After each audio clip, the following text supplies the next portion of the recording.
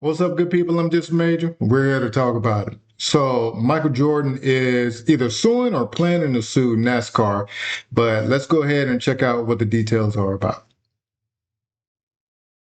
Drama in NASCAR, the kind less fitting of Sports Center and more likely to be found on court TV.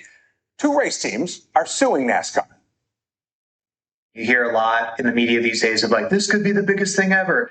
But like really, truly for NASCAR, this is one of the biggest stories in NASCAR history if this goes to trial, and the outcome could change the sport forever. Jeff Gluck of the Athletic knows of what he speaks. He has covered NASCAR for about 20 years. We called on him to help explain what has become a really complicated story. It involves not just the biggest names in NASCAR, but one of the biggest names in all of sports. On one side, you have the France family. Jim France is the chairman of NASCAR. He is the son of Bill France Sr., the founder of NASCAR. On the other side, you have Front Row Motorsports and 23XI Racing, a team co-owned by Michael Jordan and future Hall of Fame driver Denny Hamlin. Those teams are accusing NASCAR of being a monopoly. Well, today the parties involved were all at the federal courthouse in Uptown. The judge urging them to work it out and avoid going to trial. The judge has said, look, there's a lot of options available to me. If I find that this is an illegal monopoly and I need to break NASCAR up, essentially, you don't know what I could do. I could do. Wow, an illegal monopoly?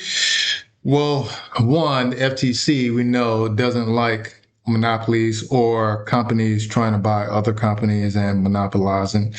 But if you're, I guess, one single company like Amazon or just a big business, they seem to be okay with that. But this is pretty interesting. Much more than the teams are asking. So the sport could look completely differently. They could make NASCAR sell all the tracks or have to have an independent officiating body or something. I mean, the whole thing could look completely different than we know it today. Let's walk this back just for a second. So you got two teams, right? 23XI, that's Michael Jordan's co-owned team. You got Front Row involved in this lawsuit. So what are they alleging? What do they want? Why do they want it?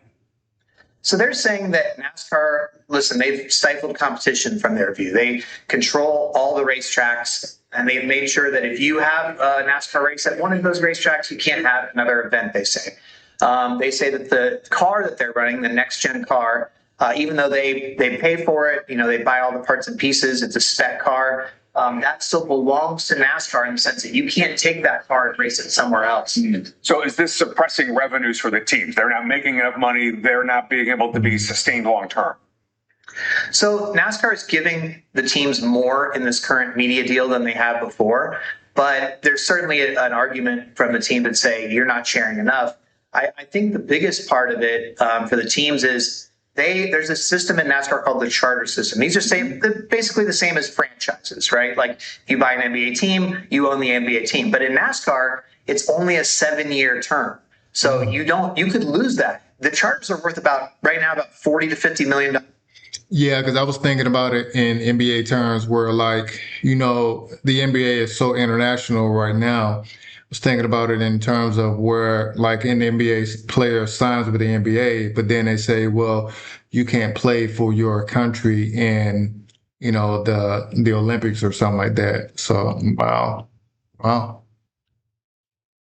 Each in NASCAR. So that's a significant investment for a 3 or 4 car team. And in fact, there's a lot of outside investors who want to buy charters and make them even more valuable. But there's a hesitation of like, okay, wait a minute, you could take these away from us. Now, an NBA owner, he doesn't have to worry about losing his franchise, even if he runs poorly or whatever. Mm-hmm. So what do we have right now in NASCAR? Maybe 15 teams, 20 teams, something like that?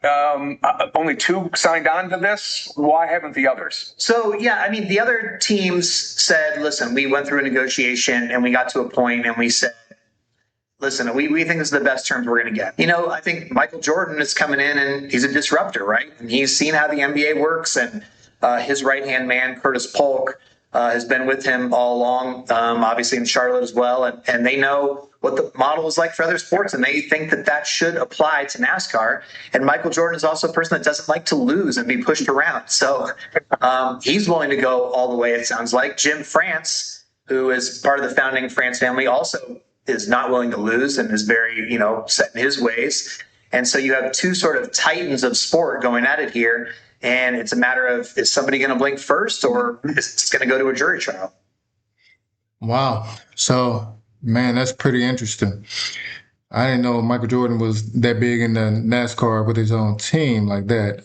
So I think I saw something where his team is like 150 million, but new teams are getting into racing pretty much more often.